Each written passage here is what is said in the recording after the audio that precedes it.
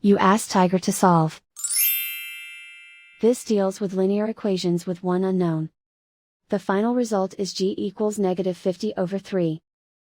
Let's solve it step by step. Isolate the g. Multiply both sides by inverse fraction 4/3. Group like terms. Multiply the coefficients. Simplify the fraction. Multiply the fractions. Simplify the arithmetic. And so the final result is g equals -50/3.